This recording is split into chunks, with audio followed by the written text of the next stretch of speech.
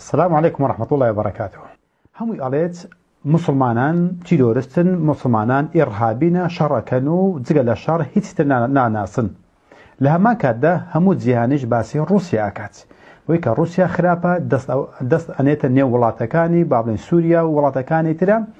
إكا كشنو بريشي زوركات كسمان قلي من لو قصينية كبلين روسيا خرابنية بلام أويك باسي كات زور لو خراب ترى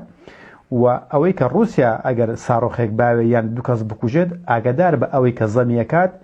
يشي 2-0 بوزيات يعني صاروخك تا روسيا صاروخك داويت أويك مد أويك باسيكات أكيد ب100 صاروخ داويت حتى روسيا كسر أكوجد باش بزانا أويك باسيكات 1000 كس أكوجد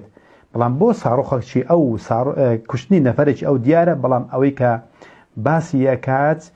أو ديارنيا بلكو لولا شوا أويك باسيكات أبيني نوبلي آشتي أدا بسكردكان إخوان كمان آشتيان بلاو كردوتوا خلطيش بويا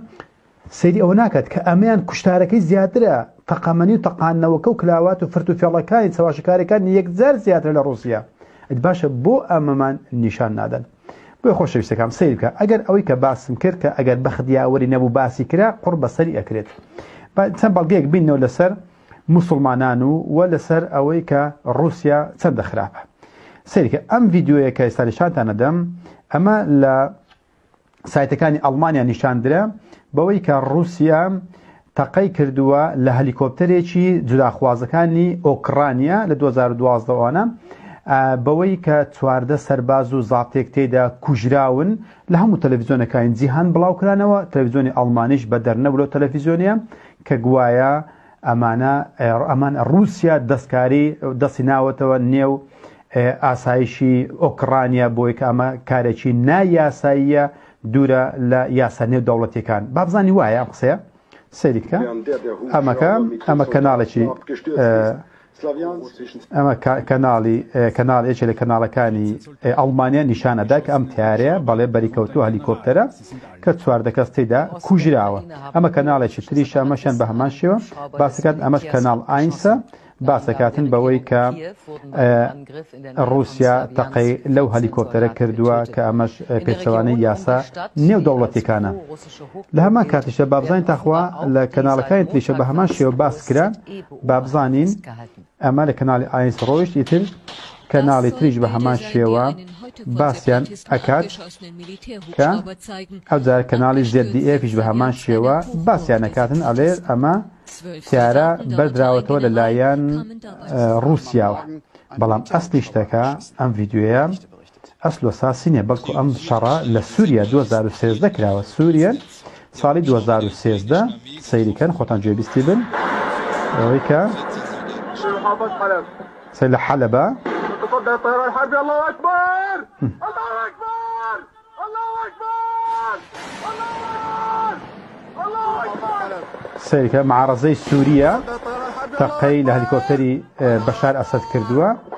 لتقدار كان بشار أسد وأو هليكوبترا كوتو تخواروا بدستي معارضي سوري لجيش سوريا دا بلام أبيني لتلفزيوني ألماني تي نشان داوا تلفزيون سوري على أمل لأوكرانيا روسيا لأوكرانيا كاني داوا كأصل أساسي شينيا سيدي أما راستيكيا أما درويكاني تلفزيون كاني ألمانينا كلها مود زيهانشا بوشيويا نشان أدريت خوش استكانم سيدي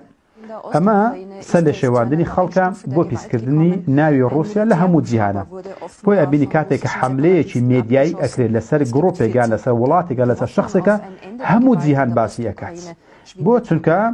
أنوي ناوي أم كسا بيس بكن يعني ناوي أم رخراو أم جروبا أم حزبة أم لانا أم سركردي أم كسا كبيس يعني كر إتر قرب سر أو كسا كبخديا وري ناو ناوي بخرابة هاتا ناو مديا كان همو خلشي بي باوركات بخاون من برو واني لجير من بركان او لما مصاي كان او زاكو كان او نخوان دواره او شوانيك